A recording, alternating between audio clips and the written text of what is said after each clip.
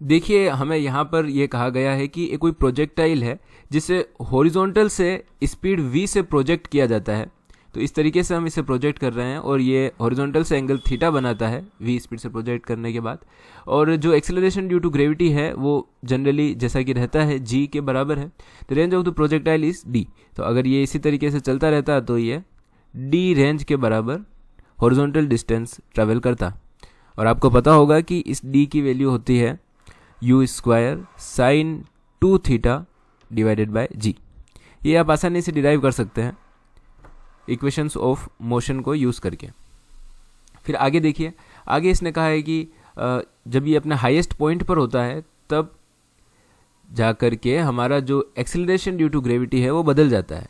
सो जैसे ये इस पॉइंट पर पहुंचता है मैक्सिमम हाइट पर, इस जगह आके स्थितियां बदल जाती है और हो जाता है कि हमारा जो ये g है ये बदल करके g डैश हो जाता है।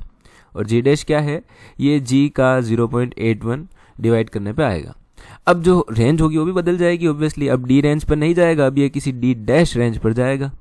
तो अब हमें ये बताना है कि ये d डैश जो है इस d का कितने टाइम्स है। अगर इसको nd माना तो हमें n की वैल्यू पता लगानी है। और इसके अलावा इसकी जो मैक्सिमम हाइट होगी उसकी वैल्यू होगी u square sine 2 theta divided by 2g। आप ये फॉर्मूला सीधे भी याद रख सकते हैं, या साइन थीटा होता है ओनली, या फिर आप इसको डिराइव भी कर सकते हैं। ये कुछ सेकेंड्स का काम है। अब जब आपके पास मैक्सिमम हाइट की वैल्यू है तो इस जगह आने के बाद इसका जो ग्रेविटेशनल एक्सेलरेशन है वो बदल जाएगा। मानो इसके पैरों के नीचे की ज़मीन खिसक गई हो, तभी एक्सेलरेशन चेंज हो सकता है। बट हाइपोथेटिकली हम ऐसा मान लेते हैं कि ऐसा हो रहा है। अब आप ये देखिए कि ये वाली जो इसकी हाफ रेंज होगी ये कुछ और होने वाली है। तो इस डिस्टेंस को हम निकाल सकते हैं इसकी हॉरिजॉन्टल स्पीड जो कि है u cosine of theta multiplied by जो टाइम लग रहा है इसको यहाँ से यहाँ तक आने में। अब टाइम के लिए हम second equation of motion use करेंगे जो कि है v equal to u plus A T. Sorry, ये फर्स्ट इक्वेशन है। सेकेंड इक्वेशन है U T plus half A T square, और y डायरेक्शन का डिस्प्लेसमेंट हम यूज़ कर रहे हैं। तो यहाँ पर वेलोसिटीज़ और एक्सेलरेशन भी सारे y कंपोनेंट्स आएंगे। तो यहाँ पर आप देखिए कि जो y डायरेक्शन में चली गई डिस्टेंस है वही हमारी यहाँ पर मैक्सिमम हाइट है।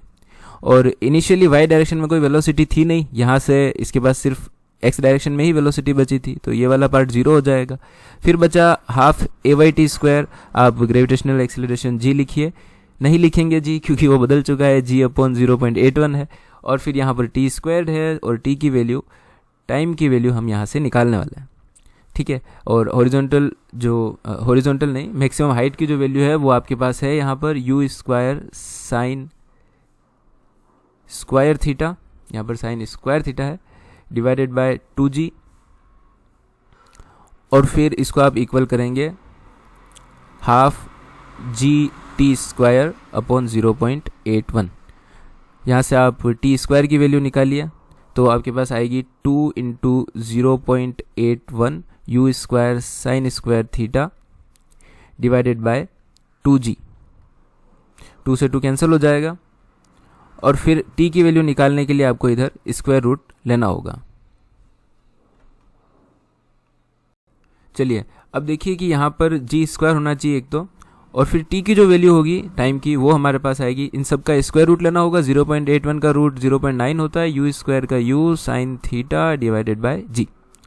और फिर ये वैल्यू हम यहाँ पुट करेंगे तो हमारे पास डिस्टेंस की वैल्यू आएगी।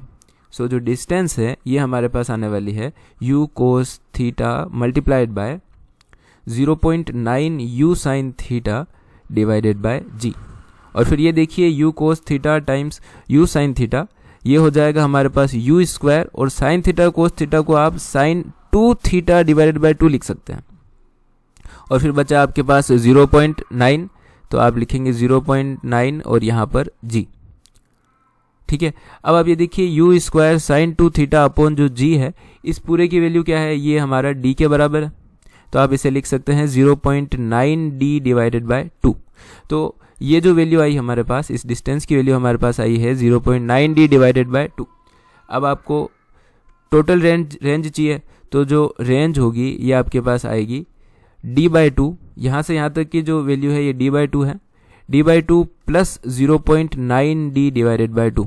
सो आप इसको सोल्व करेंगे तो आपके पास आएगा d by 2 1.9 which is 0.95d।